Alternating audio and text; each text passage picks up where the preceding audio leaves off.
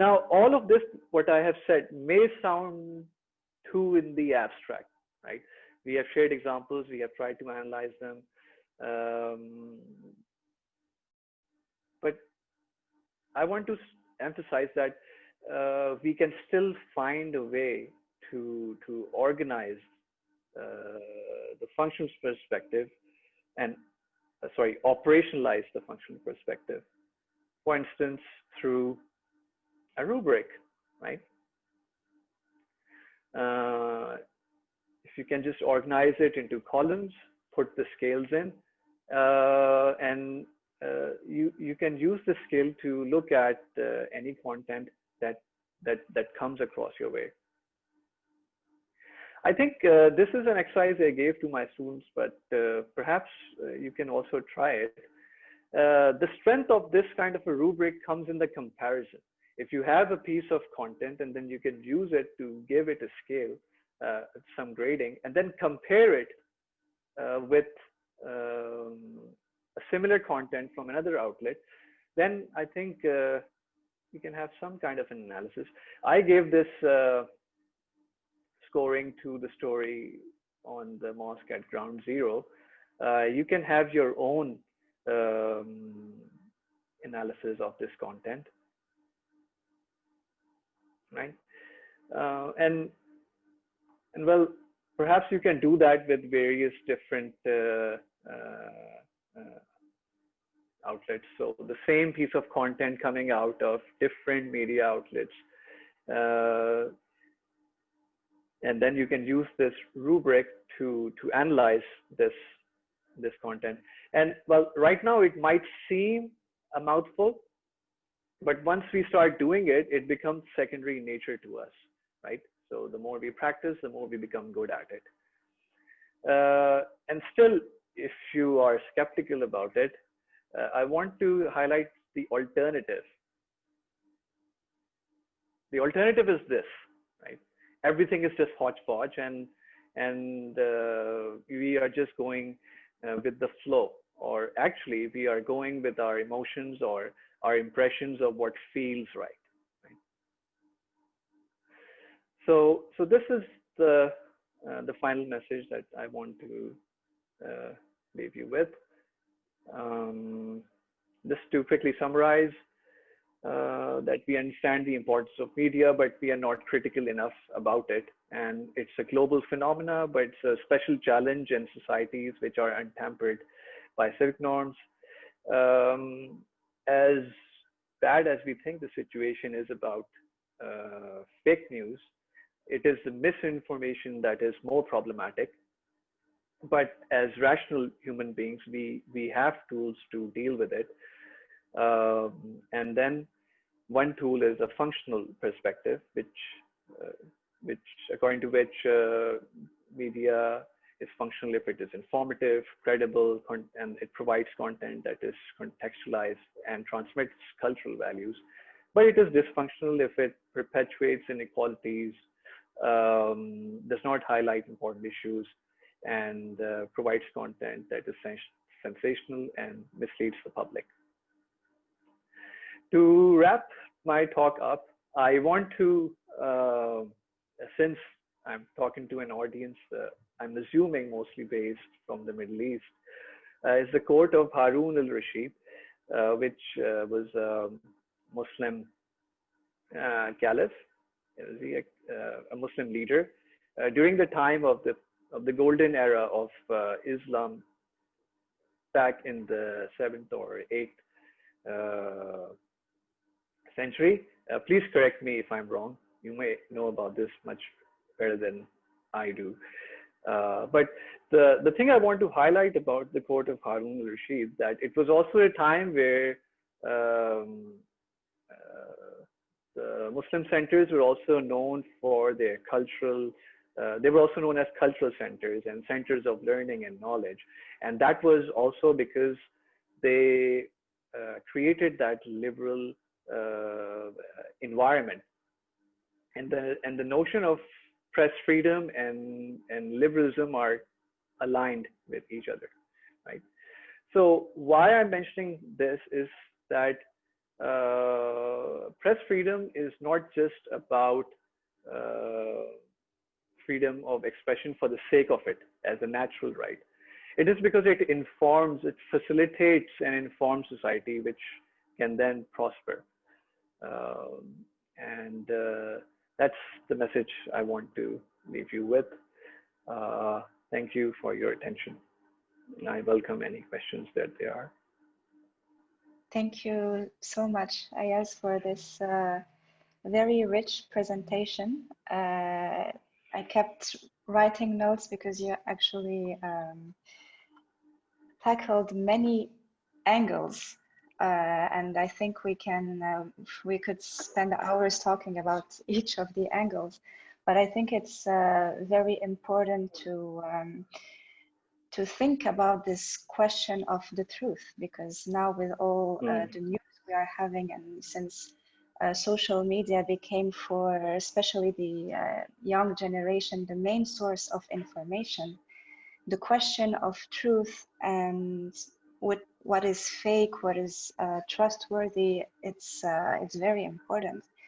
And I think one of I mean, correct me if I'm wrong, because I'm not specialized in social media, but I feel that the fast rhythm of what became today the public space put in danger the essence of debating and communicating, because now through social media we are called to react all the time, but not necessary to reflect and argue.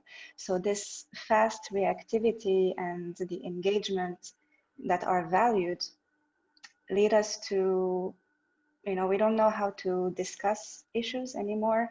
We don't debate, we just react. And as you mentioned, it's the emotional content of these news is very important. And I think this process accelerates the propagation of the fake news, because everybody reacts. Even if they disagree, they still share, they still comment. It feeds the cycle. So I will not talk too much. I will leave you all ask your questions. Yes.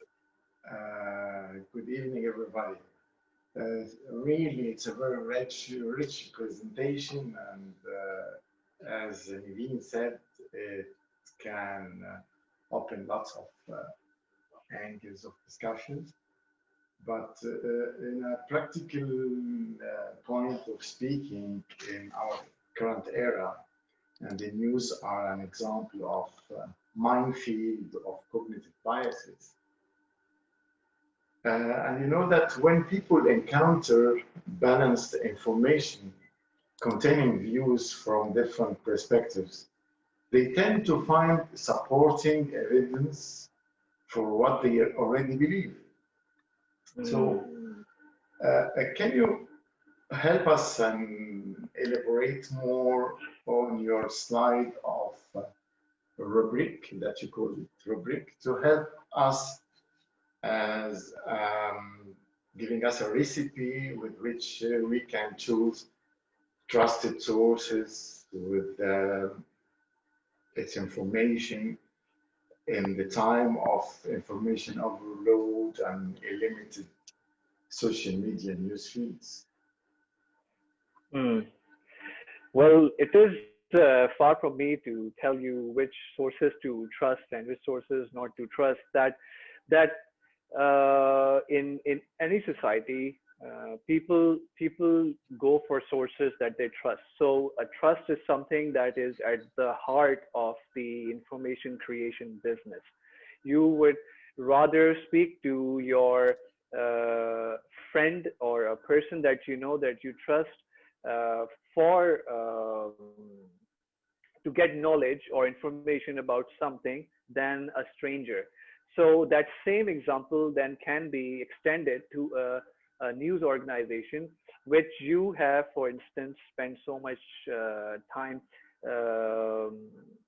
depending on, to relying on that organization to learn about the world. And the test of this trust happens the moment that organization starts to produce content that is false, right? So that breaks that trust, and we tend not to trust it. And over the years, we as a society have become conditioned to look at news organizations particularly in that light, despite what President Trump says about fake news or fake media such as CNN. People research tell us that people still go for news organizations. They might they might curse them. They might say that they are peddlers of junk, but at the end of the day, we still go towards these news organizations. So that is something that we have to keep in mind. And uh, to address your question, Naveen, about looking at social media for our information seeking behavior, many times we are going to social media and we are consuming content which is being produced online by those news organizations. So over the years, in recent years, there has been a convergence of content from legacy media to online, where the same principles of journalism offline, to a greater extent, are then um, implemented online. So that is one way I would address this. That mainstream news organizations are still very important. However, yes, the presentation of content has changed to a greater significantly, and the idea of political entertainment is quite amazing. We know programs of Stephen Colbert and John Oliver, which receive a lot of hits and are responsible for creating news literacy among the American society. So presentation of content and organizations that we trust. Um, However we define trust, and wherever we live. So that is how I would want to articulate this. I'm not sure if I've answered your question. Yeah, I think it's also important to keep in mind how easy it is to build correlations. And recently I've read a book written by Tyler Vision, I think. Maybe you heard of him.